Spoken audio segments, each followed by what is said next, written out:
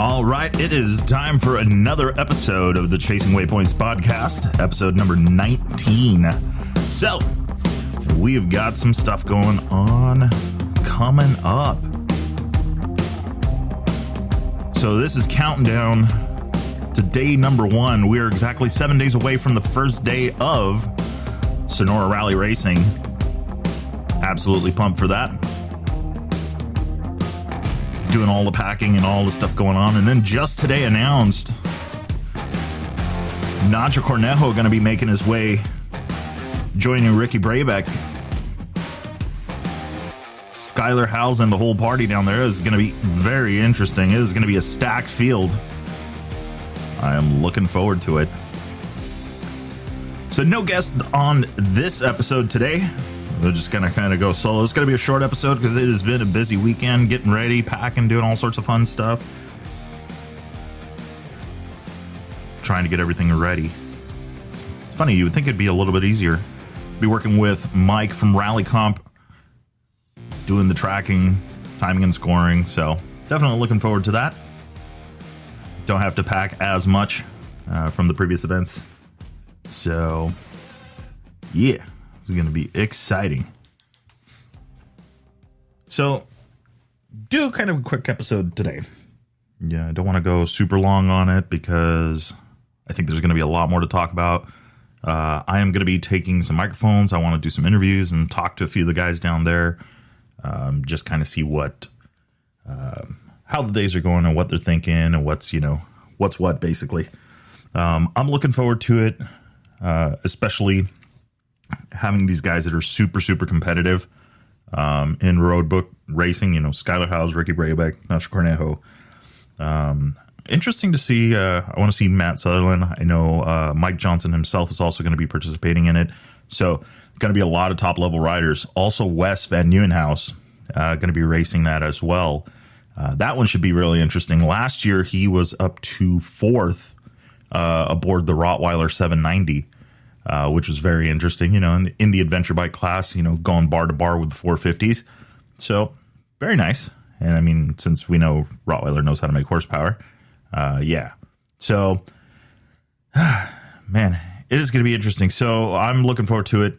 They do a lot of bench racing after, which is kind of what I look forward to. Typically in a rally raid, what'll happen is you get to the end of the special, and the times are collected for the timed portion of that day's route.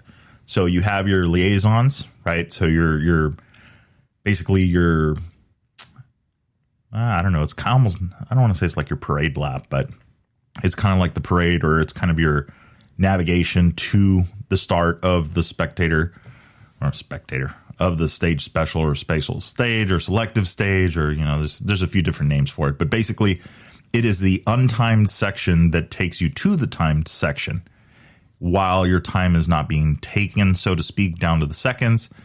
Usually there are some arrival times and things like that that you want to obey, or that you have to obey.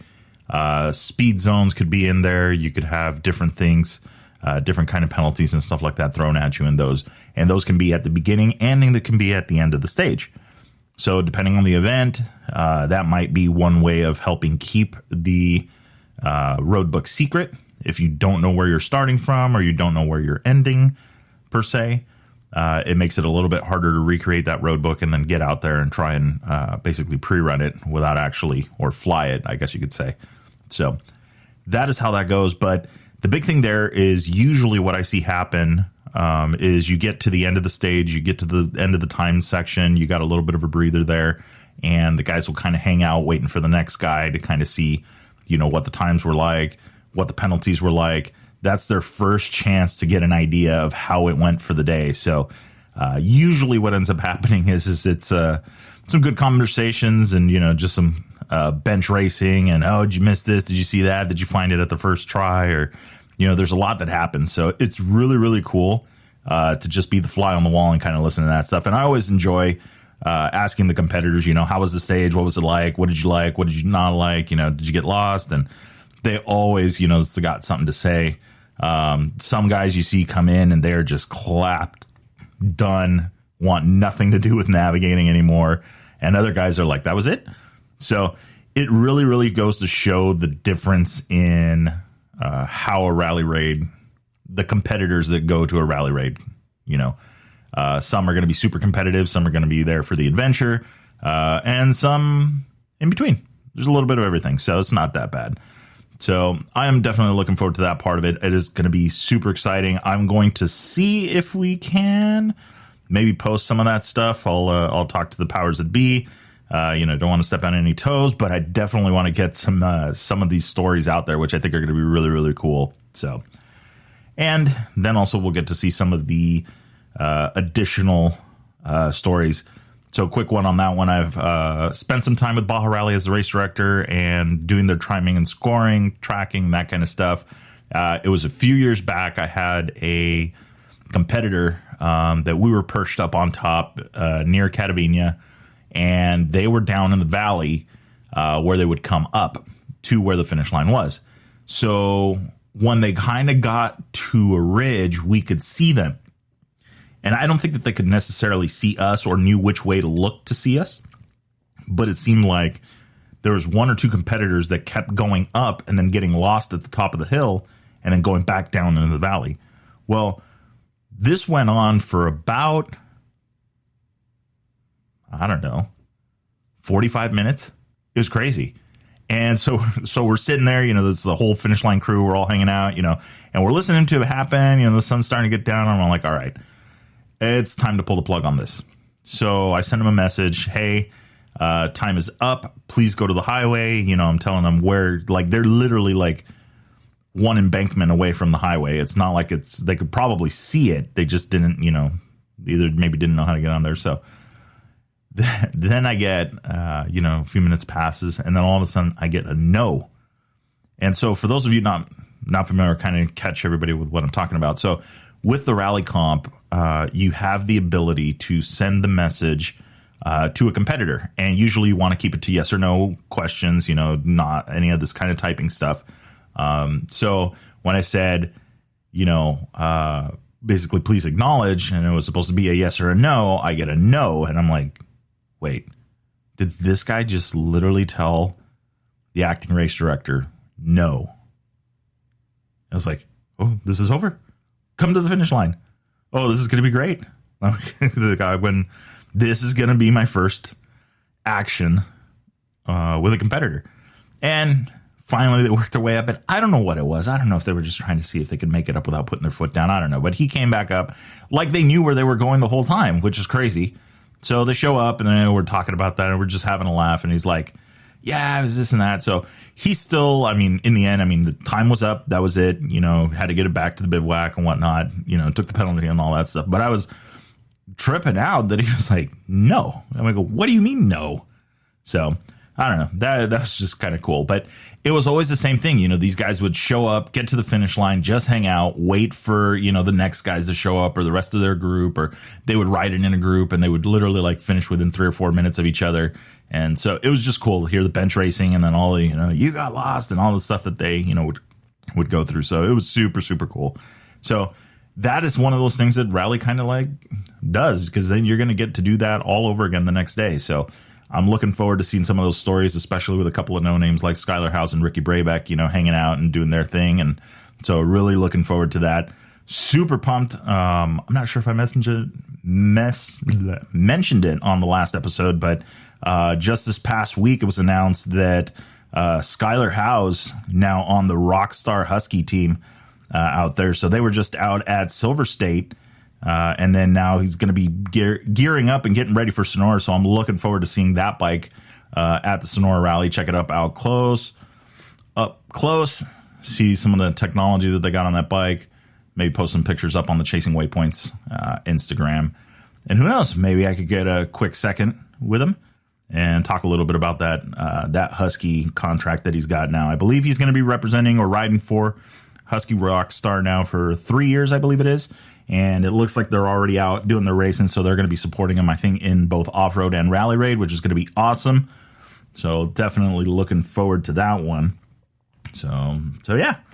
So let's see, what else have we been up to? So yeah, this whole week has just kind of been a little bit of a rush, work and all of that. And then getting back to it, getting, trying to figure out, all right, the car. Last week I had an issue with the CV on it, and, I got that addressed and I've been listening to it. It looks like we're good to go there.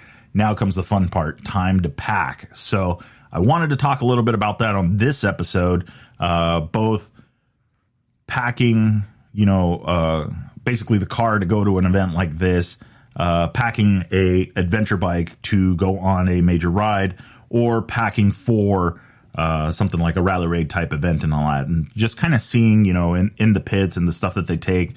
One of the things, not super familiar with every single last detail of what gets thrown in the truck, but one thing you're going to find that I've seen a lot of on these bigger rally bikes is they get very creative with where they put spare parts and the spare parts that they carry. So I've seen extra clutch discs, the steel part, not the friction, the levers for sure, levers strapped in different places, just creative ways on how to basically bring the spares along that could literally end your day. So I kind of look at that and I think, okay, well, what would be the thought process behind it? And I mean, that's got to be pretty simple. It's like, okay, what's going to be the one thing? Okay, like if this clutch goes south, what can I do? Oh, well, you need to take up the room because now there's no friction material, which means there's extra room in there. So one way to do that is an extra disc. And you can put a steel in there and take up the room. Wendell Mackey, maybe? I saw him use a leather shoelace on a 790 to take up the room, and I guess it worked for another several hundred miles, I guess, or something like that. I don't know. If he listens to the podcast, I'd hope he'd chime in and we could talk about that, bush repair. Actually, that would be a great bush repair to send to Toby Price. Toby Price having to zip tie a tire together on the on the marathon stage at Dakar, because he had torn up one of the tires pretty bad and zip tied it together and just kind of made it happen and limped it to the finish line for the next day's stage. So that was pretty cool. But going on to the next kind of thing. So one of the things that I've done in the past when it comes to packing for an adventure ride, I am a minimalist. I love to take things that have multiple uses and are things that I'm literally going to use. If I'm not going to use it, it's not worth taking. It's not worth taking up the room. I'm always looking for the smaller thing, smaller things to be able to pack on the bike and get it done. But I am a bit of a bigger guy, so it's a little bit tough sometimes, getting that super tiny sleeping bag, getting that super tiny tent and the chairs and all that stuff. But over the years, and after the research and a few Amazon orders and that kind of stuff, I've been able to find the stuff that works for me. So I just look at it as you're going to experiment and you're going to just kind of find the right combination. But one of the things that I do notice that's kind of common that I've seen in this is that I will typically look at something and think of a situation and go from there. Okay, what are the things that I'm going to need? Oh, okay, well, I'm going to be staying the night. All right, well, staying the night involves a place to sleep, shelter, and stuff to keep you comfortable. Okay, perfect, easy. Going to need a flashlight. All right, perfect. Now that topic is handled, then it's, okay, now I'm going to ride this bike for 250 miles in a day. What am I going to need? What can I carry on the bike?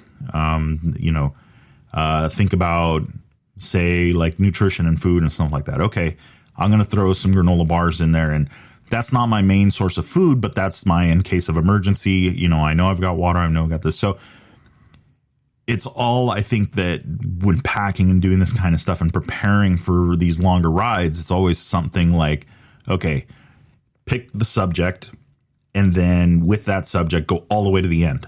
Okay, so I've handled my accommodations. All right, next is going to be the sustenance and food and water and that kind of stuff. Okay, what is the game plan? All right, I know I am going to stop at this place and I'm going to get at least a couple Pedialytes, and I'm going to order electrolytes, throw those in the bag. I'm going to carry them into the campsite or where I'm going to be camping.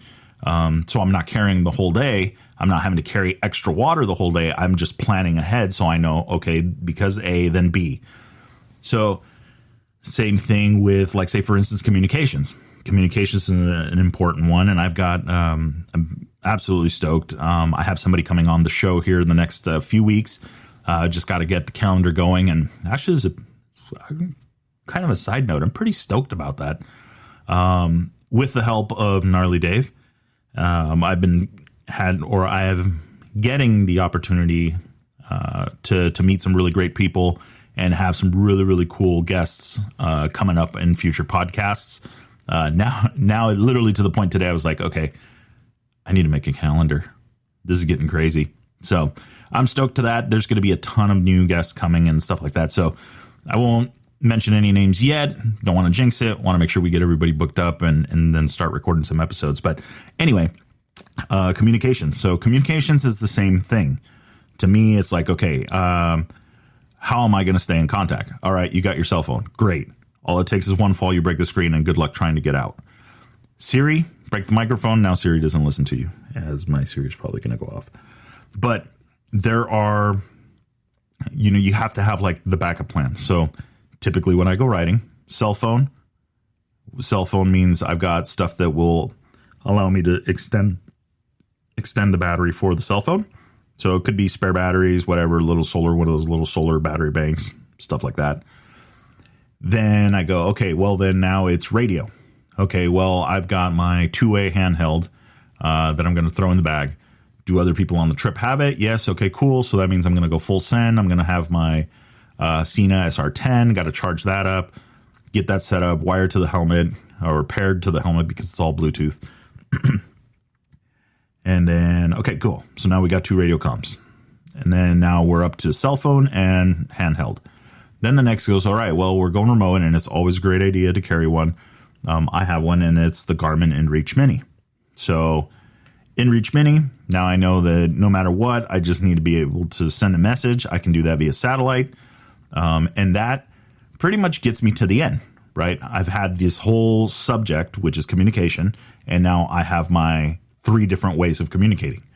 So, and to each their own, right? Some are going to be like, okay, well, a radio, just, think of the scenario. Okay, bike breaks down. I can't get out with my cell phone, but I can send a text message via the InReach to somebody to come get me. Once they get closer, satellite messaging, text messaging is going to be hard because what's going to happen is they're going to get close to a point where they won't be able to receive that message. So what do we switch to? We switch to the radio. If you didn't have that, your cell phone would be rendered useless. Satellite messages sometimes take 2, 3, 5, 10 minutes to get received. So you're just going to be playing cat and mouse. So in the end, the simple of it is just, okay, pick a subject, quote unquote, communication. All right, we're going to run this all the way down to the end. Here is a possible scenario. What would I do in this scenario? So when it happens out in the middle of nowhere, you're the guy looking like, dude, have you done this before? And it's because I literally took the time to sit down and think, okay, if this happened, what would I do? And so you've got your whole plan. And it works. I love the Garmin InReach Mini. I actually have 0 sponsors. Is that kind of cool? But I have a lot of friends that have taught me a lot and have helped me along the way. But I guess long story short, I'm trying to say this is not a Garmin commercial. But anyway, so sitting up at Mike's Sky Ranch, middle of nowhere. This is the greatest place. If you literally want to go to the middle of nowhere, that's relatively close. It's got a great view of the sky. Some pretty awesome scenery during the day. A great ride. If you haven't done it on a motorcycle, it's awesome. Or even in the car, there's a really cool route that I have to get there that takes you through the pine forest and goes down. And it's all like old school Baja 500, Baja 1000 course stuff. But it's super cool. But once you get there, that's it. They have a phone that you can call. And that's it. Cell phones don't work. Satellite phones will work. And I know that the Garmin InReach Mini will work. So we're sitting there, earned our beer. This was break and ride for the F800 GS that I had, the GS Adventure. And we're just sitting there, chilling. Troy, riding buddy that we went with, He's out changing or doing something or grabbing the next round of beers. I don't know. So in the meantime, I'm sitting there and I'm just like texting and my phone's going off, like I'm receiving text messages.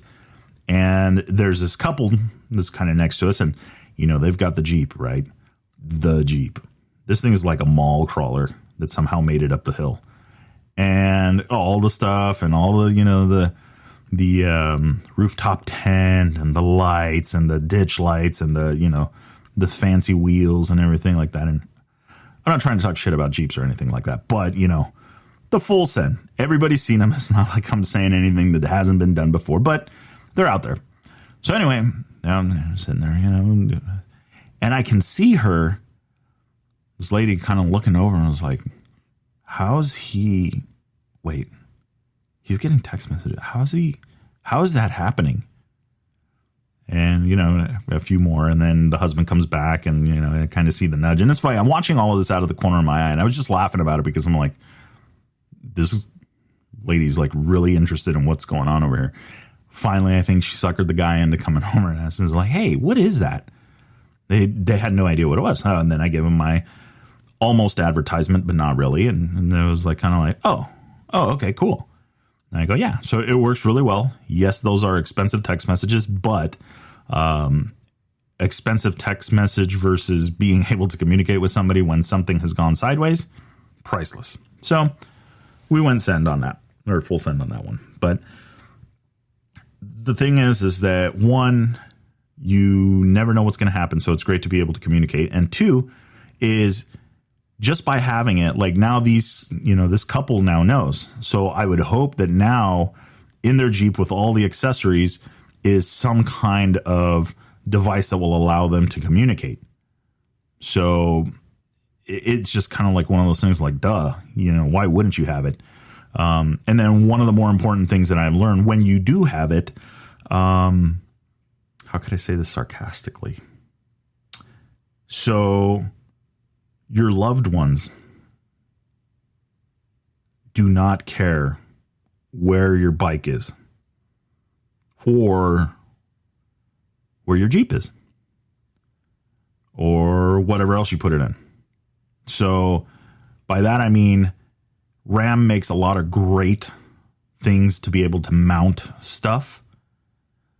But I really wholeheartedly believe that you should not be mounting personal locating devices such as a Garmin InReach Mini or a spot tracker or whatever else is out there now on the bike or something that's going to fly away from you in the event, right? Jeep goes tumbling down the hill. Are you going to have the presence of mind to hit the buckle, jump out, open the door, and at the same time grab the device? Or are you going to have to be the one that goes fishing down to the bottom of the hill to try and find this thing? Hopefully it's still in the car.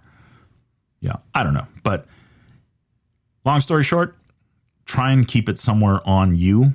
When we were doing the rally thing, or when I was doing the rally thing with Baja Rally, it was all about, in 2 to 3 movements, you had to be able to hit the SOS button. So what that meant is they had to, in 2 movements, unzipping the pocket that it's in is 1, and 2 would be hitting the button, or 3 that if there was something like you had to pull it out. But you had to be able, within a couple movements, to be able to activate the device. Well, that seems a little bit, yes, but if you go down and you have a broken arm, if you go down and the bike's got you pinned, if you got every extra movement that you have to do to be able to get to that can be more critical than the next. So, or more difficult, if you have whatever. I mean, I don't need to super elaborate on it. I've already gone far enough down that rabbit hole, but basically it is put it somewhere where it's easily accessible and where you can reach it, and where it's not going to fly off or it's not going to do anything. Giant Loop makes a great holder for that. I'll probably actually end up ordering one before I get back on the bike. But something as simple as that, some kind of strap that you can hold it to yourself. I usually wear it on my vest, on the climb vest that I have. So there's a lot of different things that you can do to mount that thing properly. But that is the communication subject, right? So, okay, this is how I'm going to communicate. I have my cell phone, I have my two-way, and I have my InReach. That's my communication package. All right, cool. So now, all right, let's go to the bike, right? Besides the check the oil, the chain, and all of the typical stuff is like, okay, well, if something goes sideways on the bike, do I have spare bolts? Do I have this? Run that subject all the way down. And it's the same thing with the toolkits. Okay, what is reasonably expected, or what is a reasonable expectation for me to be able to fix on the side of the road? The flat tires, the loose bolts, the safety wire because a bolt fell out, the basics, the zip ties, the duct tape, and all of that stuff. And there was a clue to one of the future episodes. And so it's like, all right, well, you kind of want to form, like, I remember when I was at San Diego BMW Motorcycles, right? I was completely new to the F800 GSA. I have no idea what to do. All right. I sat down with one of the techs and I said, okay, what is reasonably expected, or what is a reasonable expectation for me to be able to do on the side of the road and fix, right? Okay, well, changing a tire, all right, or fixing a flat. Okay, battery. Okay, you need to get into the shock for some reason. Okay, basic handlebar controls and stuff like that. Okay, so you kind of just start kind of piecing it together, thinking of the scenarios that you could go through, and then you come up with a toolkit. And in the end, I had a pretty good toolkit. I was like surprised that there was stuff in there that I didn't need, and then there was stuff that I needed or that I was missing. And it wasn't until I literally sat down and thought about that scenario. Each scenario was like, okay, this is relevant. Okay, this is not relevant. So I don't know. There's a lot that can be done, just in that, right? And the thing is you don't want to weigh yourself down, especially if you're going to be carrying it on yourself. You don't want to pack every single tool. You want to use multi-tools, tools that will have or serve more than one purpose. Or that if you need to double them up, you have two of them, but both of them have other purposes as well. So I don't know. There's a lot that can be done there. But the big thing I think the common theme is that don't pack with a shovel. Don't pack like you're, just like, I don't know when I'm just going to throw it out. I might use it. No, like take the time to sit down and go over the scenarios. And that's the same, whatever. If you like your coffee in the morning because you absolutely have to have coffee in the morning, okay. Have that whole conversation with yourself. What do I need? I need water. Okay. I need heat. I need the coffee grounds. I need my French press. Okay. I need my soy latte. Okay. I need my, vanilla flavored gluten-free air. Okay. You know what? Like add up all the stuff that you're going to need and then just say, okay, I have completed this subject. I'm done with it. Now I'm on to the next one. So I feel like this episode might be a little bit of 101 on this, but I don't know. Maybe to some people, they've never really thought about their packing routine or how they would go about packing. So that's just kind of how I do it. And it's the same thing, in learning from racing and racing with my parents and then with my brother and all that stuff. It's all about like, okay, what is the scenario? Oh, my brother's UTV. Hey, we need to change a belt. Okay, perfect. Here's this one case that's got the belt tools. It's got the belt itself, brand new belt in it. We've packed it. We've duct taped it. We know that there's a brand new belt in there. Okay, perfect. That subject is now done. On to the next. So you, in that way, it's like you don't forget things and you don't do that. Life lesson learned. Working on a 10 car back when when I was at Mendiola Transaxles. We're going through it and we're building this in Mike Mendiola's garage, and it's a 10 car and it was really, really cool. So I grew up as a kid watching these races, going to these races, and there was Chris Harold. Chris Harold is pretty famous 10 car driver. I mean, he gets down, and so we had the opportunity to work with him. And, he was the driver of the single seat car. And then Jesse McLean and myself were the drivers of the 2-seat car. And I remember there was a night there that we were going through it and all that stuff. And so it was getting late. I was like, all right, it's time to go. We had burned worked the whole day and then came over to Mike's house and then, continued the work there. So mounted the shocks, put everything, hand tightened the nuts. All right, cool. Everything's mocked up there. All right, we're good to go. Take off. Going through it. And then the next day I come over and I remember Chris is there and we're all talking about all that stuff. And he's all like, what happened with the nuts on the bolts and all that? And I was like, oh, yeah, I know that's just one of the things that, we needed to do today. And he goes, okay. But, You know when somebody asks you a question that you feel dumb answering because you know exactly what the answer they want to hear is?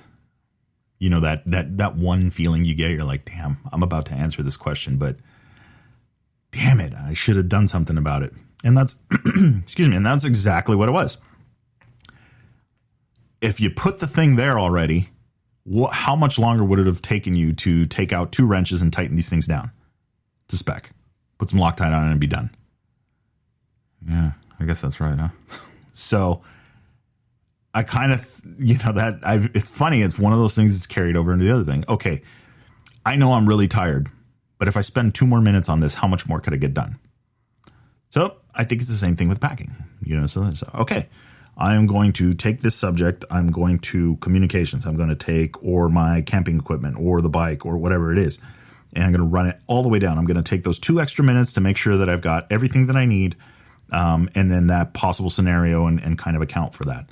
And yeah, I know it's like, but sometimes it's in those last 2 minutes or in that last minute when you think, okay, am I really done with this, that you remember, oh, damn, safety wire, like all the little things. So that to me is like, is just kind of been a growing thing. And I do the same. I would go downstairs right now. I've got my radio box, right? So everything inside of that box is ready to go. I pull the one box out. It's got the 2-way radio that goes in the car. It's got the antenna mounts. It's got everything that I need. Power wire, all of that stuff ready to go. Sitting right next to it is the stuff for the handheld radios, the chargers, the batteries, the handhelds themselves, and all that stuff. So that is a radio box. I know that is a complete subject ready to go. Chargers are there. The programming cables are in there. Everything that I would need. That whole subject is right there. So I guess you could think of packing like a bunch of subjects. You've got history, you've got math and all that stuff. And some of us don't like history and some of us don't like math. But if you've kind of studied it or you kind of know like, okay, this is this subject, I need to run it all the way down to the end. I promise it'll probably be a little more useful than algebra, or advanced trigonometry or calculus or whatever else they teach us nowadays. But yeah, I mean, that's pretty much it on that one. I mean, I like, like I said, I kind of wanted to, since it's been the theme, like I've been thinking, all right, what do I need to take? What do we need to do? All right, well, we're not doing this, so we're not going to need that, just thinking through those scenarios and thinking, okay, what am I going to need? So then that way you're truly prepared, because if you just want to say, well, what if this happens? And then the next thing you know, it's like you've got so many what if this happens scenarios and you've accounted for so many of them that the toolbox is, 60 pounds. The car is filled to the brim with camping equipment. The roof rack has 0 room for the one shade that you really actually were going to need had you really thought a little longer about it. So there's a lot of things that can go, can grow very quickly if you don't maybe adapt some kind of pattern and think about, the possible scenarios and stuff like that. So yeah, I don't know. That's just how I look at it. I think that it works out pretty well, but I don't know. We will see. Well, I guess we're going to find out in about 5 or 6 more days. So yeah, so the plan is going to be leaving bright and early Sunday morning to head down to the Sonora Rally and then help with the registration, technical inspection, all that fun stuff. And then we're going to turn around and go racing for 5 days. I believe the last day of racing is on Friday, and then we are going to be coming back Saturday or Sunday, after the event, hopefully with a bunch of cool stories. Definitely would be looking forward to jump on a podcast. Hopefully I get a chance to talk to some of these guys, get some audios for you guys and kind of see how the event is progressing. And yeah, so I think it's going to be pretty cool. So if there are questions, things, other stuff that you would want to hear from the Sonora Rally, let me know. I'll see if we could get it answered. I mean, we were very lucky to have Darren Skilton of Sonora Rally, creator of the Sonora Rally, on not last episode, but the episode before that. This last episode, we were able to talk to Jacob Argybright. He's preparing his KLX 450 for the Sonora Rally, so he's almost there. When we talked, he had the bike still down to the frame. I talked to him today. It sounds like we're a lot closer to being done. So pretty cool. Starting to see the Instagram posts. There's people starting to converge on Mexico and Sonora side. So I'm looking forward to it. It's going to be cool. So this is probably going to be the longest week ever, just because that's how it goes. But I think it'll be fun. So stay tuned for more, because I think there is a lot more coming. I got to start working on this calendar thing, because that's getting long kind of quick. But yeah, if you guys didn't see and are following on the Facebook side of things, I did put up a post. There are a limited number of FlexFit hats available on the ChasingWaypoints.com website. God, that felt like a shameless plug, but hey, they're there if you guys want to support the channel or support, the podcast, that kind of stuff. The hats are available there. I got a couple more things coming, hopefully this week. We will see. I've got the stickers, so I've got a couple different designs there, so I'll throw a couple in the box for if anybody orders the hats or whatever. So I've got more authentic designs doing that stuff for me out of Lake Elsinore. So super stoked on them. Look for them. Maybe I'll post pictures and coordinates of where I put them. And then people have to take pictures at said coordinates of said sticker. I like that idea. Maybe we'll give that a shot. But anyway, all right. So Sonora Rally starting this Sunday. Tech registration, all that fun stuff, and then racing Monday through Friday. So definitely looking forward to it. I know I've said that about 932 times, but it is the truth. So we will be down there. Look us up if you are headed down to the Sonora Rally and listening to this. And otherwise, if not, and you're playing the home game, head on over to the Facebook page. I'll go ahead and post this as well. You'll see a new link now. That's going to take you directly to the website. Much easier, because then you can just click on either the Apple podcast or the Spotify podcast, whichever channel you listen to. Anchor gives me a bunch of different analytics. Those are the two absolute most popular platforms for it. So if we need another link up there, Google Podcasts or something like that, let me know. I can throw that up there, so it's easier for you to find the episodes and all that. So once again, guess what? I'm excited. This is going to be awesome. So hopefully the weather's not too hot. I don't do well in hot weather. But, oh man, here we go. All right, guys. So that is it for this week's episode. Don't forget, like, subscribe, do all of that stuff. Comment on Facebook. You can follow us on Instagram as well, Chasing Waypoints _official. And check out the website for all the new updates and stuff like that. Follow us along on Instagram. I'll probably be posting most of the updates on there. And I am looking forward to it. All right, guys, we will see you for the next episode. Might be a little bit late because we're going to be down in Sonora. But don't hang me on that one. But I am trying to get us some really cool stuff for that. So anyway, enjoy the week. We will talk to you soon.